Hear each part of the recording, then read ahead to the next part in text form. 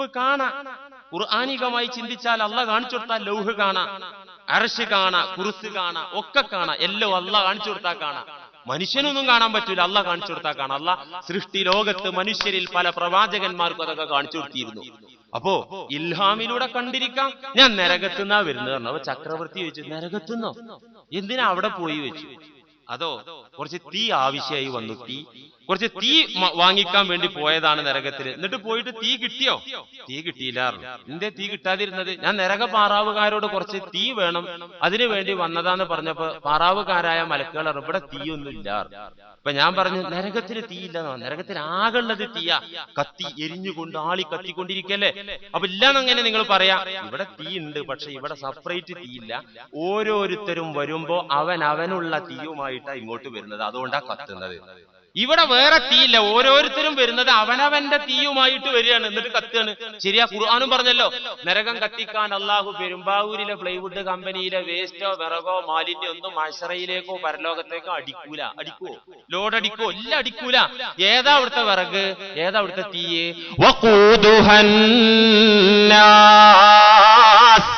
وقودها الناس والحجارة أعدت للكافرين. ഇവിടത്തെ വിറക് വേണ്ട, വിറക് കട്ട ആളുകൾ വിറക് വഹിച്ചു വരും, അതവിടെ കത്തിക്കാൻ ഉപയോഗിക്കൂല. അവിടത്തെ വിറകെന്താ? അവിടെ പെട്രോൾ അല്ല കത്തുന്നത്, മരമല്ല കത്തുന്നത്, പേപ്പറല്ല കത്തുന്നത്. അവിടെ കത്തുന്നത് എന്താ? അവിടെ കത്താനുള്ള വിറക് മനുഷ്യനാണ്, അവന്റെ തീയോ അകത്ത് തന്നെ വരികയാണ്. തീ ഉണ്ടല്ലോ, ചൂടറിയ ആള് ജീവൻ പോവല്ലോ, തീയുണ്ട്. ഈ അഗ്നി ലോകം അതും മനുഷ്യൻ വഹിക്കുകയാണ്. പറഞ്ഞു വരുന്ന എന്താ? ഇത്ര വലിയ അത്ഭുത പ്രപഞ്ചമാണ് മനുഷ്യൻ. ഈ മനുഷ്യനെ കുറിച്ച് ഇരുന്ന് ചിന്തിച്ചാൽ തന്നെ ലാ ഇലാഹ ഇല്ലല്ലാ, ലാ മശ്ഹൂദ ഇല്ലല്ലാ എന്ന ഉന്നതമായ തലത്തിലേക്ക് എത്തിപ്പെടാൻ പറ്റും. ലാ മശ്ഹൂദ ഇല്ലല്ലാ, അതാണല്ലോ കെലിമയുടെ മൂന്നാമത്തെ സ്റ്റെപ്പ്. അള്ളാന്റെ തൗഹീദിൽ പുരോഗമിച്ച് റബ്ബിനെ കുറിച്ചുള്ള ബോധത്തിലൂടെ മുന്നേറുന്ന ഒരു സാധകൻ അവൻ എത്തിപ്പെടുന്ന മൂന്നാമത്തെ സ്റ്റേജാണ് ലാ മശ്ഹൂദ ഇല്ലല്ലാ.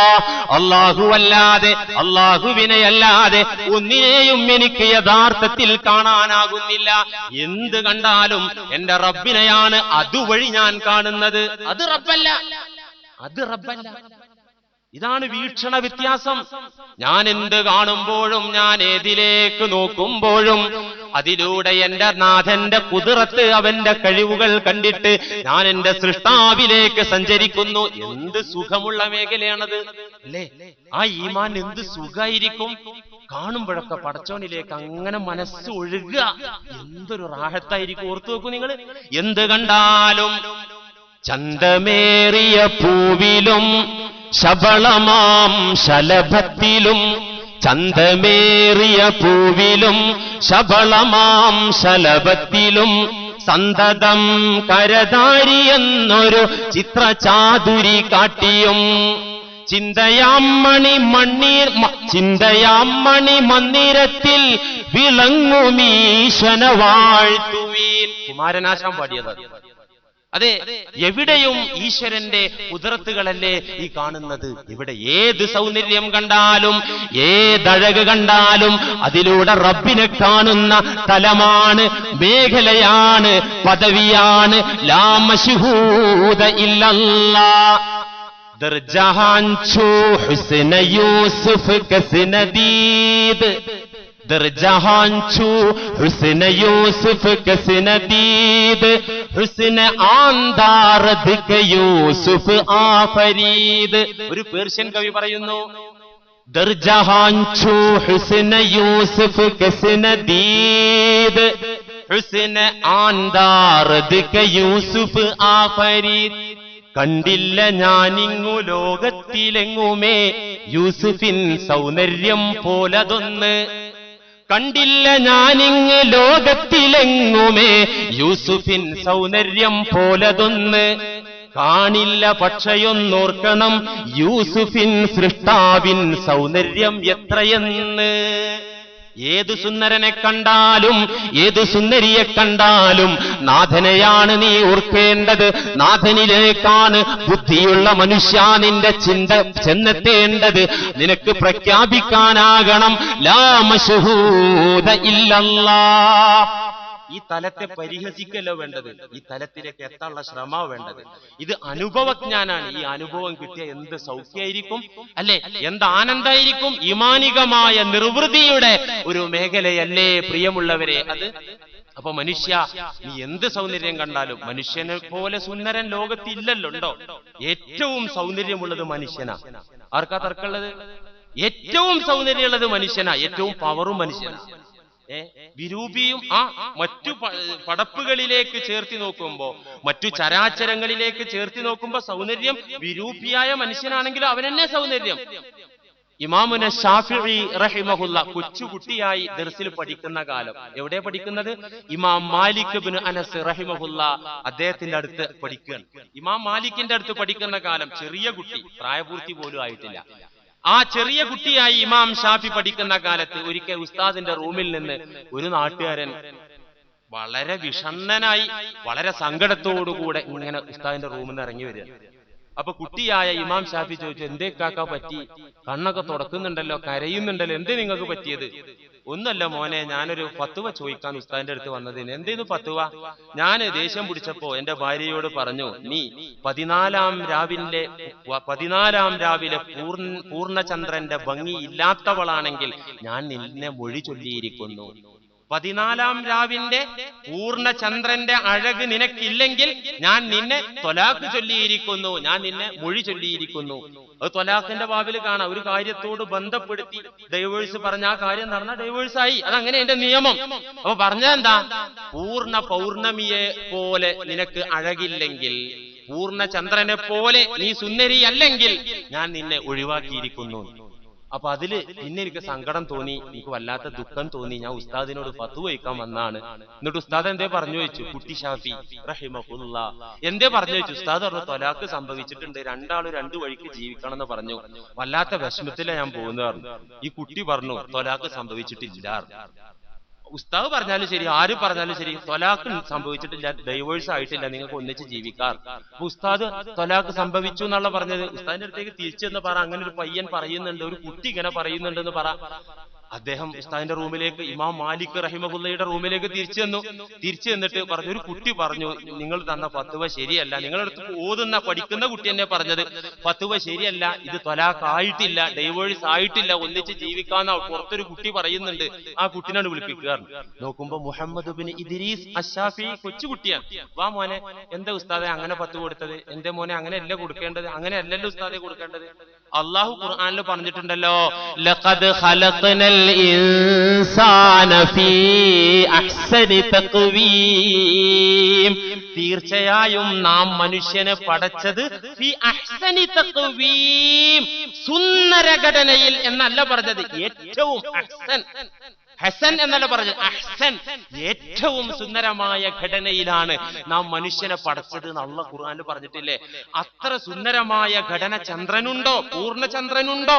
സൂര്യനുണ്ടോ? ഗോളങ്ങൾക്കുണ്ടോ? നക്ഷത്രങ്ങൾക്കുണ്ടോ? അഹ്സനു തഖ്വീം ഉള്ളത് മനുഷ്യനല്ലേ. അതുകൊണ്ട് ചന്ദ്രനേക്കാൾ അഴക് മനുഷ്യന് തന്നെയല്ലേ ഉസ്താദെ. ഇമാം മാലിക് റഹിമഹുല്ല ഈ മനുഷ്യനോട് പറഞ്ഞു, ഈ ഫത്വ ചോദിക്കാൻ വന്ന ആളോട് പറഞ്ഞു, ത്വലാഖ് സംഭവിച്ചിട്ടില്ല, നിങ്ങൾ ഒന്നിച്ച് ജീവിച്ചോളൂ, കുഴപ്പമില്ല. അപ്പോ മനുഷ്യനെ പോലെ സുന്ദരൻ ഇല്ല, മനുഷ്യനെ പോലെ കരുത്തൻ ഇല്ല. മനുഷ്യനാണ് ഈ ഭൂമിയുടെ നേതാവ്.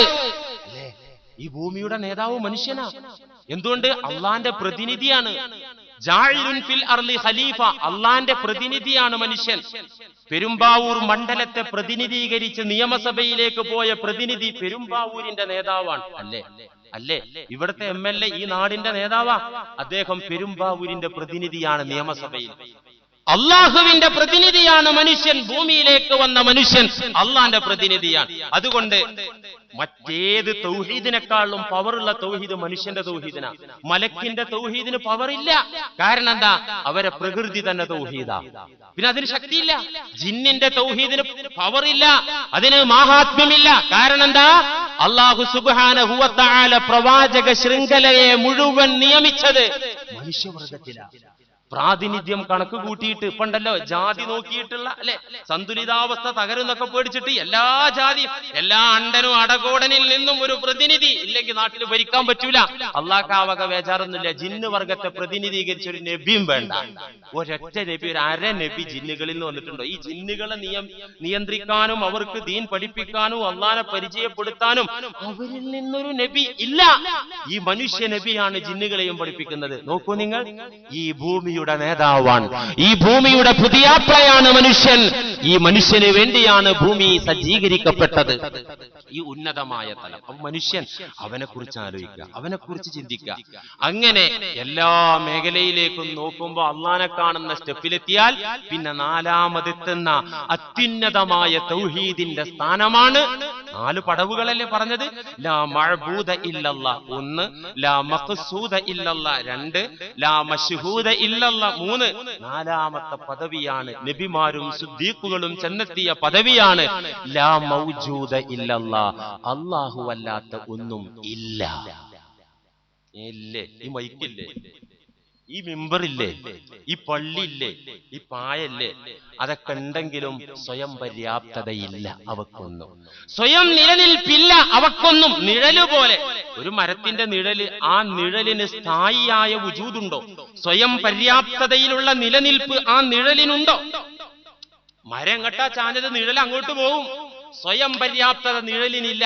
ഇതുപോലെ ഈ കായിനാത്ത് മുഴുവൻ, ചരാചരങ്ങൾ മുഴുവൻ അല്ലാഹു എന്ന ആ സത്തയുടെ വുജൂദ് എന്നെന്നും അനാദിയായ അവന്റെ തുടക്കത്തിന് ഒരു സ്റ്റാർട്ടിംഗ് പോയിന്റ് ഇല്ല.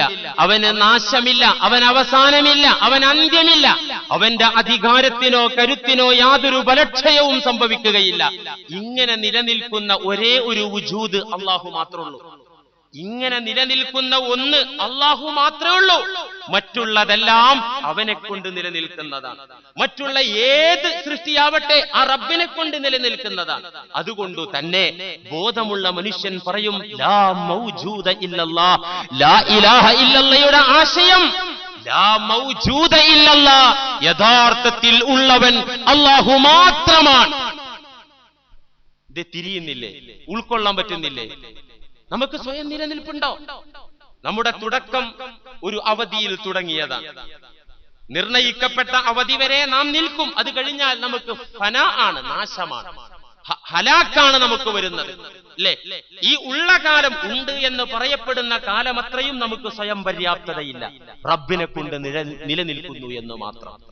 നശിക്കുന്ന, സ്വയം നിലനിൽക്കാത്ത വുജൂദുകളായി കാണാതെ, സ്വയം നിലനിൽപ്പില്ലാത്ത വസ്തുക്കൾ ഉണ്ടെന്ന് സമ്മതിക്കാനാകാതെ ജ്ഞാനികൾ പറഞ്ഞു യഥാർത്ഥത്തിൽ ഉള്ളത്, യഥാർത്ഥത്തിൽ അസ്തിത്വമുള്ളത് ലാ മൗജൂദ ഇല്ലല്ലാഹ്, അല്ലാഹുവിന് മാത്രമേ അസ്തിത്വമുള്ളൂ. മറ്റുള്ളതൊക്കെ റബ്ബിനെ കൊണ്ട്. എന്നിട്ട് ഇതിനെ ചിലർ പരിഹസിക്കുക. ഇത് ശങ്കരാചാര്യരുടെ അദ്വൈതവാദമാണ്, മായാവാദമാണ്, മിഥ്യാവാദമാണ് എന്നൊക്കെ പറയുമ്പോ ആരും ബേജാറാകാൻ നിൽക്കണ്ട. ശങ്കരന്റെ അദ്വൈതമല്ല ഈ പറയുന്നത്. ശങ്കരന്റെ അദ്വൈതത്തിൽ കല്ലിനെ പൂജിക്കേണ്ടി വരും, പാമ്പിനെ ആരാധിക്കേണ്ടി വരും. ഇവിടെ അതല്ല സംഭവിക്കുന്നത്. യഥാർത്ഥ വുജൂദ് റബ്ബിനെ ഉള്ളൂ, യഥാർത്ഥ നിലനിൽപ്പ് റബ്ബിനെ ഉള്ളൂ. മറ്റെല്ലാം റബ്ബിനെ കൊണ്ട് നിലനിൽക്കുമ്പോൾ അർത്ഥം പറയാം റബ്ബേ ഉള്ളൂ, വേറൊന്നുമില്ല. കാരണം മറ്റുള്ളവർക്ക് റബ്ബിനെ കൊണ്ട് നിലനിൽക്കുക, റബ്ബുള്ളൂ എന്ന് പറഞ്ഞാൽ മതി. ലാ മൗജൂദ ഇല്ലല്ലാ. ഇത് ശങ്കരാചാര്യരുടെ അദ്വൈതമോ മായാവാദമോ മിഥ്യാവാദമോ സങ്കല്പമോ അല്ല. അല്ലാഹുവിന്റെ റസൂൽ സ്വല്ലല്ലാഹു അലൈഹി വസല്ലമ തങ്ങൾ ലോകത്തോട് ഉറക്കെ പ്രഖ്യാപിച്ച് ലോക ജനതയെ ഉറക്കെ പഠിപ്പിച്ച യാഥാർത്ഥ്യമാണ് ലാ മൗജൂദ ഇല്ലല്ലാ എന്ന ആശയം. അതെ, അള്ളാന്റെ റസൂൽ പഠിപ്പിച്ചു. ബുഖാരി, മുസ്ലിം, എല്ലാ ഹദീസിന്റെ കിതാബിലും ലോകത്തൊരു പണ്ഡിതനും ഈ ഹദീസ് ദഈഫ് എന്ന് പറഞ്ഞിട്ടില്ല. ഏതാ ഹദീസ്? അൻ അബീ ഹുറൈറത റളിയല്ലാഹു അൻഹു ഖാൽ ഖാല റസൂലുള്ളാഹി സ്വല്ലല്ലാഹു അലൈഹി വസല്ലം. ബുഖാരിയുടെ ഉദ്ധരണിയാണ് ഞാൻ പറയുന്നത്, ബുഖാരിയിലെ രേഖയാണ് ഞാൻ പറയുന്നത്. മുസ്ലിമിന്റെ വേറെ ഒരു രൂപത്തിലാ ഉള്ളത്. എന്താ പുന്നാര നബി പറഞ്ഞത്? അസ്ദഖു കലിമത്തിൻ ഖാലഹ ശാഇർ, ഒരു കവി ആലപിച്ച ഏറ്റവും സത്യമായ വാക്ക്. വേറെ റിപ്പോർട്ടിൽ ഇങ്ങനെ കാണാം, അസ്ദഖു കലിമത്തിൻ ഖാലഹൽ അറബ്, അറബി സമൂഹം പറഞ്ഞതിൽ ഏറ്റവും വലിയ സത്യം, കവികൾ പറഞ്ഞതിൽ ഏറ്റവും വലിയ സത്യം. അതിനപ്പുറത്തൊരു സത്യമല്ല. കവികൾ അശ്ലീലങ്ങൾ ആലപിച്ചിട്ടുണ്ട്. പിന്നെ ജഹാലത്ത്, അന്ധകാര യുഗത്തിൽ ജീവിച്ച കവികൾ പല തോന്നിയാസങ്ങളും ആലപിച്ചിട്ടുണ്ട്.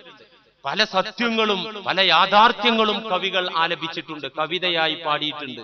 എന്നാൽ അസ്ദഖു കലിമത്തിൻ ഖാലഹ ശാഇർ, കവികൾ പറഞ്ഞതിൽ ഏറ്റവും വലിയ സത്യം. അതിനപ്പുറത്തൊരു സത്യമില്ല ലോകത്ത്. എന്താ അത്?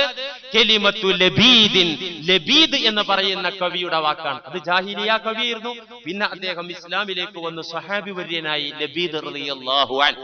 അദ്ദേഹത്തിന്റെ വാക്കാണ്. എന്താണ്?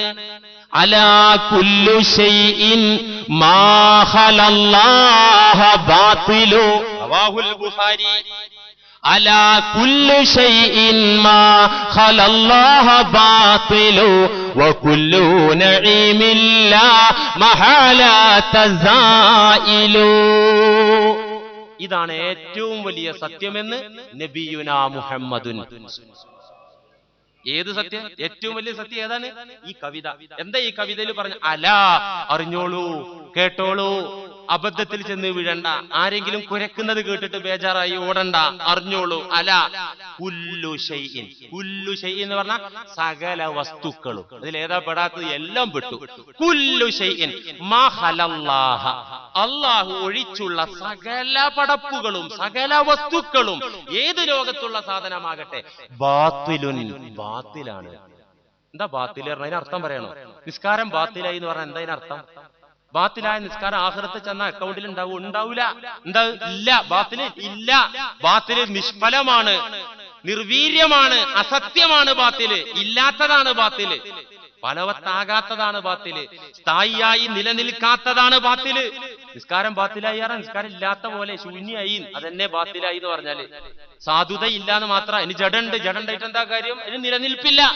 അപ്പൊ അല്ലാഹു അല്ലാത്ത സകലതും ബാത്തിലാണ് എന്ന് ലബീദ് പറഞ്ഞത് ലോകത്തെ ഏറ്റവും വലിയ സത്യമാണെന്ന് നബി സല്ലല്ലാഹു അലൈഹി വസല്ലം നമ്മെ പഠിപ്പിക്കുക. ബാത്തിലിന് മിഥ്യ എന്ന് അർത്ഥമുണ്ട്. ഇത് മിഥ്യാവാദാന്ന് പറഞ്ഞ കളിയാക്കി എന്താ റസൂലല്ലേ പഠിപ്പിച്ചത്? അല്ലാത്ത സകല സാധനങ്ങളും ബാത്തിലും മിഥ്യയാണ്, അസത്യമാണ്. എന്താ ആരാ പറഞ്ഞത്? കവി പറഞ്ഞതിനെ നബി സല്ലല്ലാഹു അലൈഹി വസല്ലം പരിചയപ്പെടുന്നത് എങ്ങനെ പരിചയപ്പെടുത്തി? നല്ല പാട്ട് എന്ന് പറഞ്ഞ് നിർത്തിയല്ല. അസ്ദഖു കലിമത്തിൻ, സിദ്ഖല്ല, അസ്ദഖു കലിമത്തിൻ ഖാലഹ ശാഇർ, ഏറ്റവും വലിയ സത്യം എന്നാ പറഞ്ഞത്.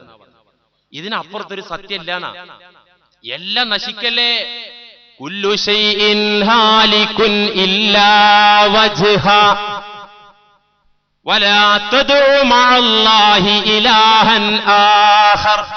നിങ്ങൾ അല്ലാഹുവിന്റെ കൂടെ വേറെ ഒരു ദൈവത്തെ വിളിക്കരുത്.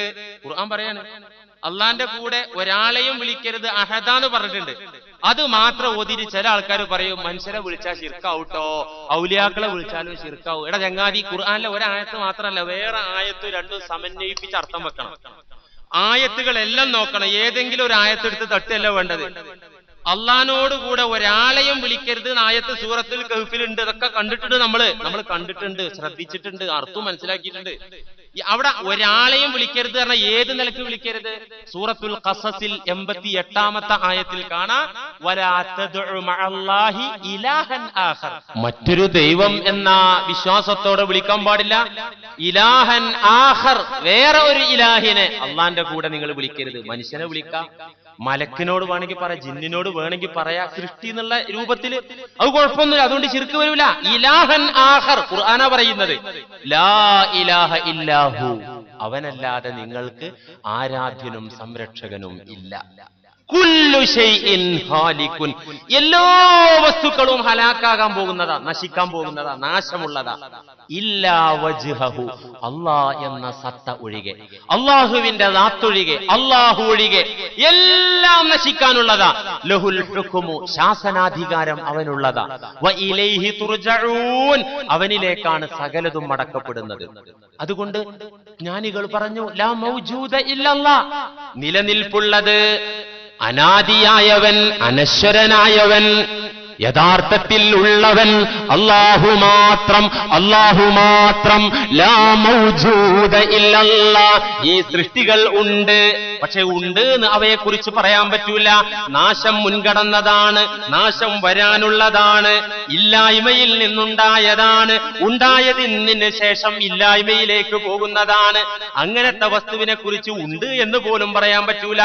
ഉള്ളവൻ അല്ലാഹു മാത്രം. ഈ സന്ദേശമാണ് അല്ലാഹു നമുക്ക് നൽകുന്നത്. ഈ ലോകം മുഴുവൻ നമ്മോട് വിളിച്ചു പറയുന്നത് എന്തറിയോ?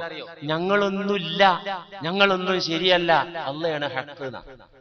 അള്ളാഹു കത്തയച്ചതാണ് ജ്ഞാനികൾ പറഞ്ഞത്. ഈ മിമ്പർ അള്ളാഹുവിന്റെ കത്താണ്, ഈ പായ അള്ളാഹുവിന്റെ കത്താണ്, ഈ പുൽക്കൊടികൾ അള്ളാഹു നമ്മിലേക്ക് അയച്ച കത്താണ്. എന്താ ഈ കത്തിന്റെ വരിയിലുള്ളത്?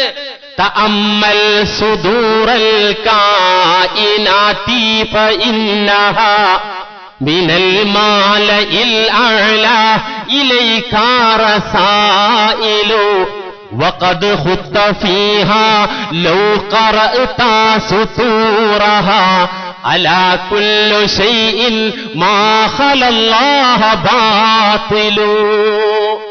ഈ പ്രപഞ്ചം മുഴുവൻ അള്ളാന്റെ കത്തുകളാണ്.